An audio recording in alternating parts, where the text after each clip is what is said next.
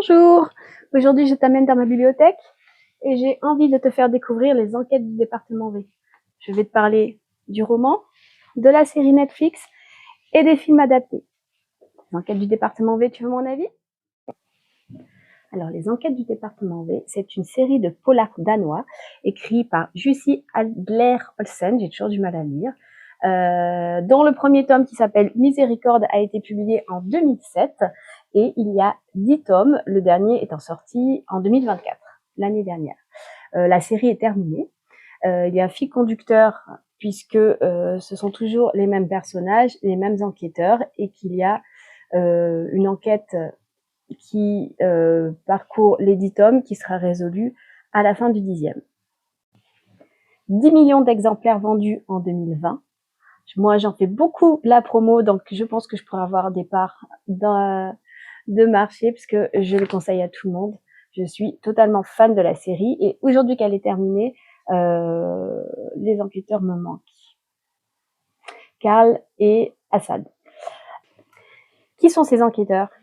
Il y a Karl Mork, qui est donc un policier, enquêteur, inspecteur danois, qui sort d'un arrêt maladie, puisqu'en fait, avec son coéquipier, qui est l'un de ses meilleurs amis, ils sont allés sur une scène de crime et ils sont tombés dans un piège. Enfin, on ne sait pas trop au début.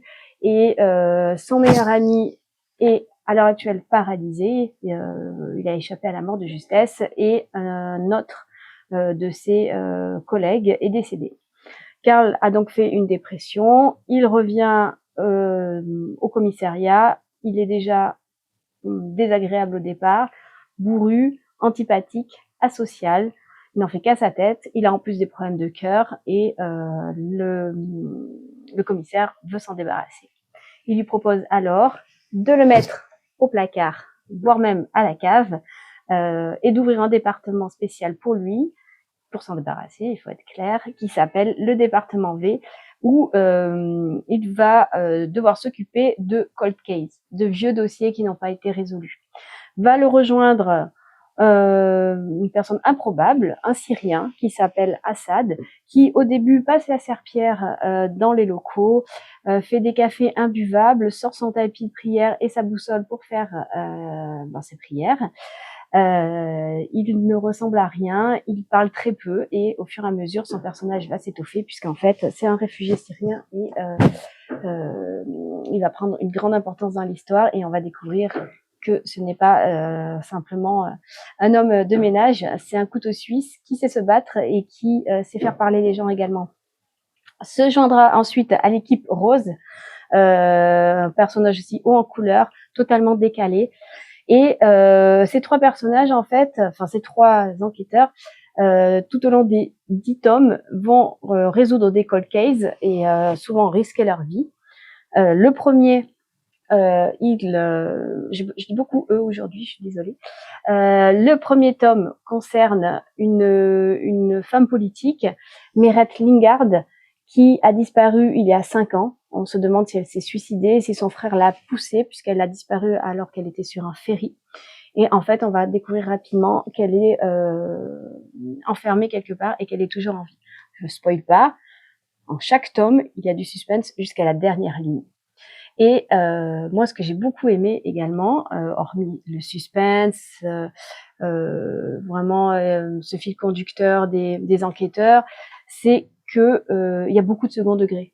Il y a vraiment des moments où j'ai rigolé, beaucoup d'humour, avec Karl qui en a fait qu'à sa tête, qui fume dans le bureau, qui ment, qui voilà, vraiment le mec insupportable, mais en même temps attachant et qui a un petit côté très misogyne, un peu raciste parfois.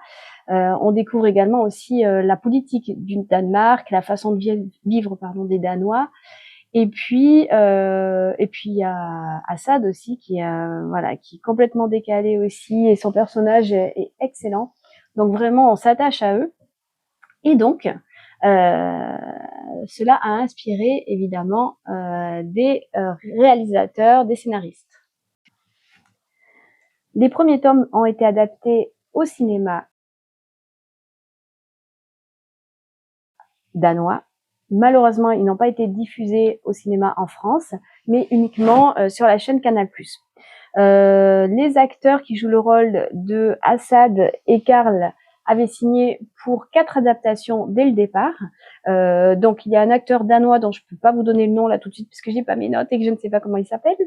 Mais l'acteur qui joue Assad est très connu puisqu'il s'agit de Fares Fares, qui est un acteur libano-suédois qui joue dans La Conspiration du Caire par exemple ou dans la série Tchernobyl.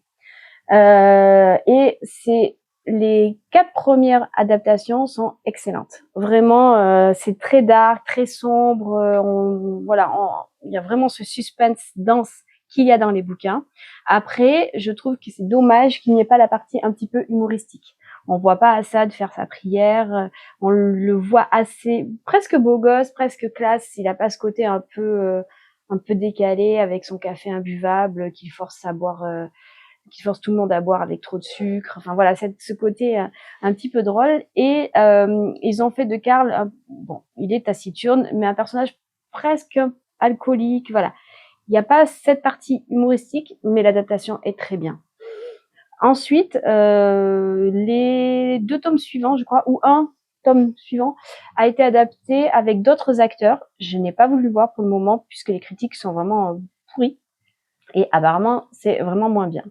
Ils pensent normalement adapter les 10 tomes, mais c'est dommage que les acteurs aient changé. Ce serait bien qu'ils puissent re-signer à nouveau pour les tomes suivants, mais ils préfèrent avoir une carrière internationale et tourner dans d'autres films que s'enfermer dans cette saga-là, ce qui est dommage. Netflix a racheté les droits et c'est le scénariste Scott Frank qui avait fait le scénario de Logan et de Minority Report, qui depuis très longtemps s'était intéressé aux romans et voulait les adapter.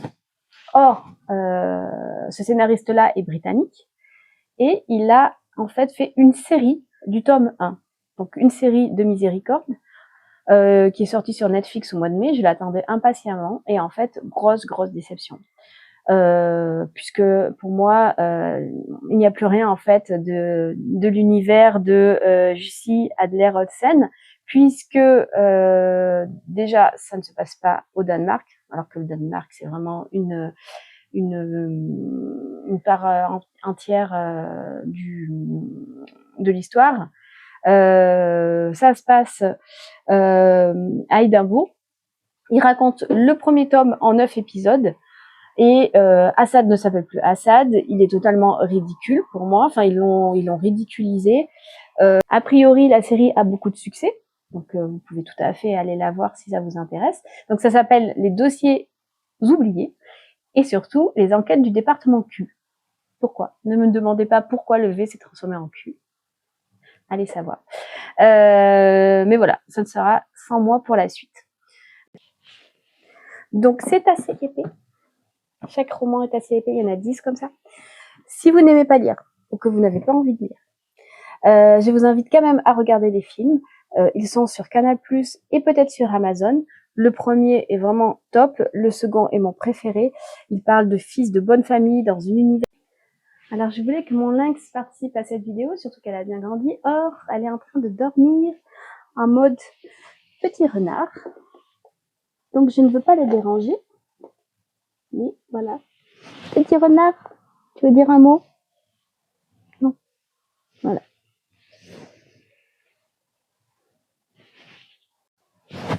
J'espère vous avoir donné envie de découvrir les enquêtes du département V, que ce soit en film ou en roman. Vous pouvez laisser tomber la série. De mon côté, effectivement, j'ai dit beaucoup eux sur cette vidéo. Je suis un petit peu fatiguée. Mais voilà, je vous remercie. Souvent, vous me donnez des conseils. Vous avez vu, j'ai investi dans un micro, même s'il y a mes cheveux dessus. Après, voilà, c'est le temps que je voulais donner à mes vidéos, une conversation entre potes, vous faire connaître des films ou des livres. Donc effectivement, c'est pas professionnel, le montage est pourri, mais c'est pas grave, je vais m'améliorer peut-être. Et puis voilà, ça me ressemble et c'est fait avec le cœur. De mon côté, pour le spoil, je pense que je vous ferai bientôt une vidéo sur Julia Ducournau, puisqu'hier je suis allée voir Alpha, qui m'a énormément marqué, j'y pense encore. Julia Ducournau, vraiment, c'est quelqu'un qui me touche intimement, tout comme Xavier Dolan, dont j'ai aussi très envie de vous parler. À très bientôt! Bonjour, aujourd'hui je t'amène dans ma bibliothèque et je te présente, non, n'importe quoi. Les enquêtes du département V, c'est une série de romans danois de l'auteur. C'est 10 000. Voilà, j'espère que cette vidéo